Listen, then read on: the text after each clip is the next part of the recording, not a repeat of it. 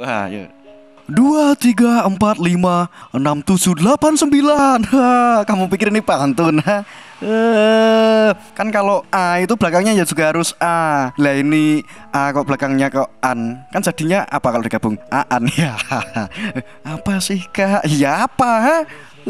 Kamu nih ya. Oke, kami mengingatkan dari masih pengangguran yang tetap masih menganggur. Aduh, gimana sih ini? Ya kamu harusnya cari pekerjaan. Iya kan saya belum lulus kuliah. Kamu itu ya. Oke, jadi kami setiap hari Jumat itu mengupload video-video terbaru. Jika kalian tidak ingin ketinggalan, aktifkan tombol loncengnya. Kring kring ya itu. Kring kring gitu. Suara pit ondel, tahu pit ondel? Kelamaan kamu. Oke. Jadi kita akan membahas film Evergreen Love. Ever itu apa? Green, love. Artinya? Saya nggak tahu sih. Oke. Jadi kita mulai saja ke filmnya. Bagaimanakah menurutmu tentang kehidupan yang monoton itu? Kebanyakan orang pasti mengalaminya. Tidak terkecuali wanita yang bernama Mbak Sayaka ini. Ia adalah seorang pekerja yang hidup sendiri di sebuah apartemen kecil. Nah, terus saya dan ibunya kemana? Ya gak tahu saya. Kamu itu ya. Oke, lanjut. Di setiap harinya ia harus melakukan pekerjaan monoton yang mewajibkannya untuk berurusan dengan klien. Kok selalu ada urusan, apa ada masalah? Ya nggak tahu. Kamu. Oke, lanjut. Dan hampir dimarahi setiap hari oleh atasannya. Atas apa? Atas komplain dari klien-kliennya. Mungkin karena saking stresnya, ia itu bermimpi. Bermimpi apa? Bermimpi bertemu dengan seorang gelandangan yang tengah tidur di jalan saat salju sedang turun dengan lebatnya. Gelandangan itu pun terbangun dan meminta Sayaka untuk memungutnya. Kan kalau mungut kan mungut sampah, ini kok mungut orang ya? Saya bukan saudaranya. Kamu ya. Oke, lanjut. Akhirnya Sayaka pun membawanya ke apartemen dan memberikan makanan untuk gelandangan yang diketahui bernama Itsuki tersebut. Kemudian setelah makan, Itsuki yang akan beranjak pergi dicegah oleh Sayaka yang menyuruhnya untuk mandi terlebih dahulu. Nah, terus nanti gantinya gimana? Kamu tak bilangin ya, saya bukan saudara. Oke, lanjut. Kemudian di keesokan harinya, Sayaka yang terbangun dari tidurnya dikejutkan oleh Itsuki yang ternyata memasak sarapan untuk mereka berdua. Ini kalau saya sih marah sama Itsuki. Lah wong nggak bilang ke saya. Sayaka ini ya kok boleh aja. Oke, ternyata mimpi memungut gelandangan yang dialami Sayaka adalah kejadian asli. Nah kok bisa Kak? Ya jadi gini teman-teman, saya nggak tahu. Oke, langsung saja. Saat sarapan sudah siap, mereka pun makan dengan lahapnya. Ya iyalah Kak, ya kali udah jadi. Terus wah ini udah jadi ya udah langsung dicuci aja yuk, kan nggak mungkin gitu loh. Oke. Dan Sayaka pun meneteskan air mata saat menyantap makanannya. Ya Sayaka kan tinggal sendiri gitu loh, jadi kangen masakan rumahan. Karena selama ini Sayaka cuma makan makanan cepat saji gitu loh teman-teman. Kalian paham kan? Contohnya kayak ya nggak usah disebut merek di sini. Saya nggak ada endorse nih. Endorse silakan masuk. Oke. Setelah itu Itsuki pun pamit untuk pergi lagi. Namun Sayaka malah memintanya untuk tinggal berdua dengannya. Waduh, Itsuki ini mau ngapain Oh nggak ada Itsuki ya. Oke. Selama Itsuki belum punya tempat tinggal, Itsuki pun menyetujuinya dan meminta Sayaka untuk mengizinkannya menumpang selama 6 bulan. Hari tanggal bulan Februari sampai Agustus, yang notabene tanggal 15 Agustus adalah hari ultah Sayaka. Itu 2 hari lagi tuh 11-an Indonesia Raya itu. Oke? Nggak lucu Kak. Oke, lanjut. Semenjak hari itu kehidupan Sayaka berubah menjadi lebih berwarna. ia selalu dibuatkan bekal oleh Itsuki yang ternyata jago masak. Ya kan tadi kan gelandangan kan dari habis kolet seret masuk ke makanannya tambah asin gitu mungkin ya. Oke lanjut. Bahkan saat di kantor ia selalu ingin cepat-cepat pulang untuk bertemu dengan Itsuki yang ternyata juga dapat kerjaan di sebuah minimarket. Jadi si Itsuki ini tidak menjadi gelandangan lagi dan pengangguran yang seperti kami gitu loh teman-teman, paham kan? Motor. Oke. Jadi suatu hari setelah Sayaka dimarahi habis-habisan oleh klien di tempat kerja, ia pun pulang dan secara kebetulan bertemu dengan Itsuki di jalan. Melihat Sayaka yang murung, Itsuki memberikan hadiah berupa alat mandi untuk menghiburnya.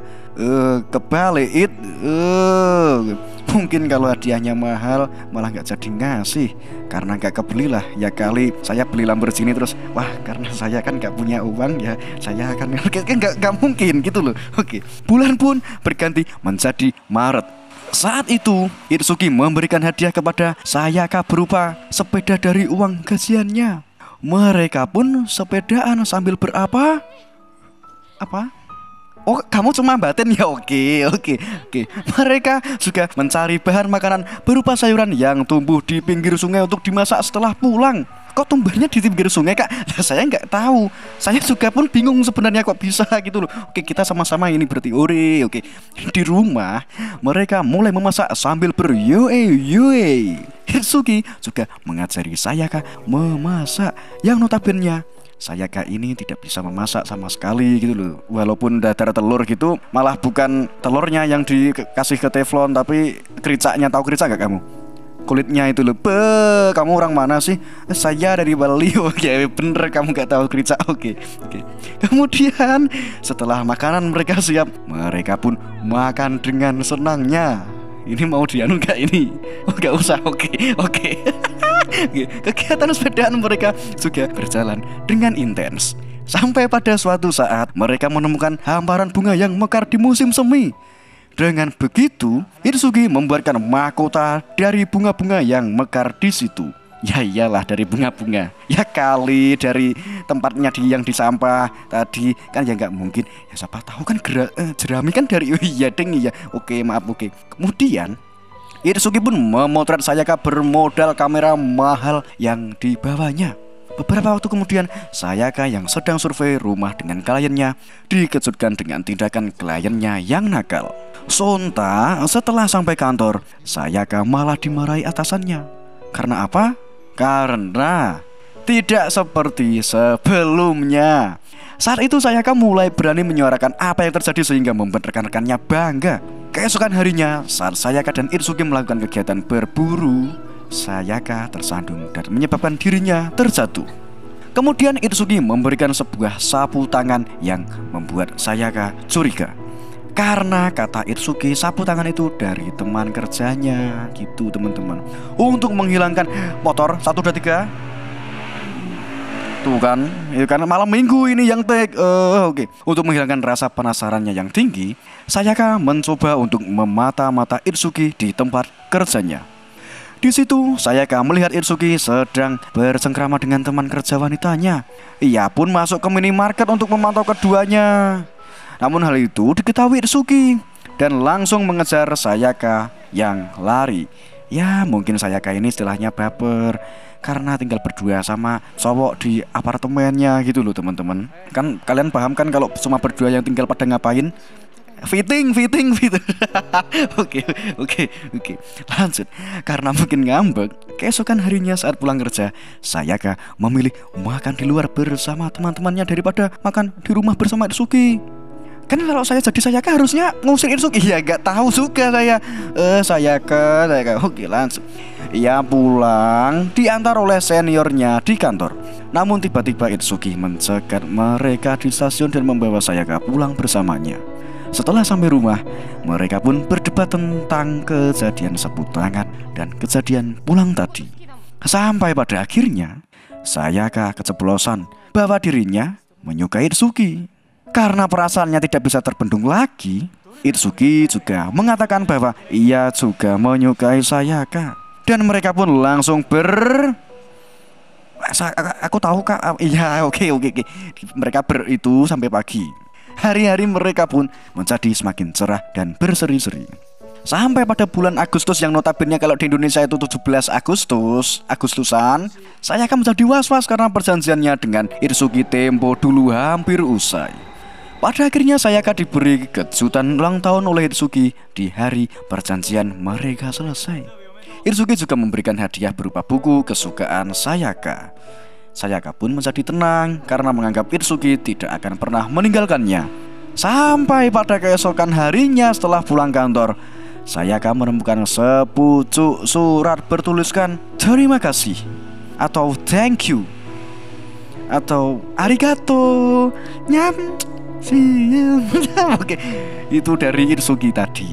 Sayaka yang panik langsung mencari Itsuki dan pergi ke minimarket tempat kerjanya. Namun Itsuki ternyata telah berhenti dan pergi entah kemana.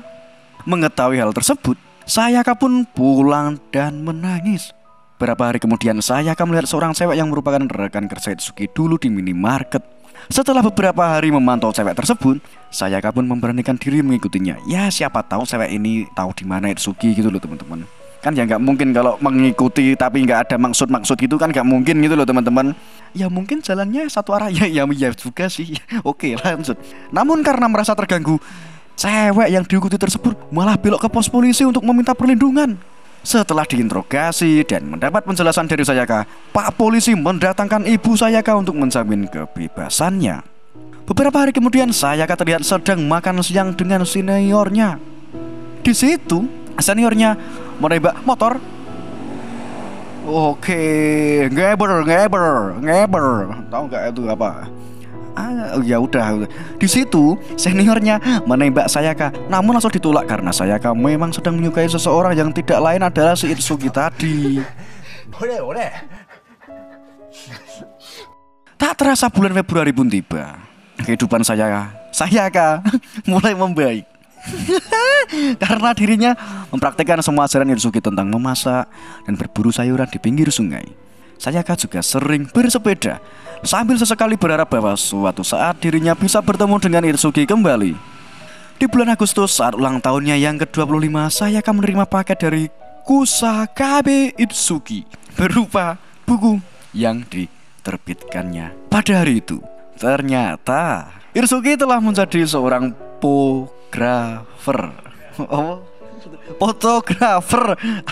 fotografer ensiklopedia tanaman.